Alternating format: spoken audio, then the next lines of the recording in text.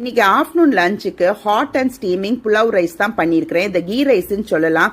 Basmati rice வந்து இங்கே வாங்கினது தான். அதோட நான் அனியன்ஸ் ஹோல் ஸ்பைசஸ் தான் போட்டு கோகனட் மில்க் ஆட் பண்ணி தான் இந்த ரைஸ் பண்ணியிருக்கிறேன். அவ்வளோ ஃப்ளேவர்ஃபுல்லாக இருந்தது.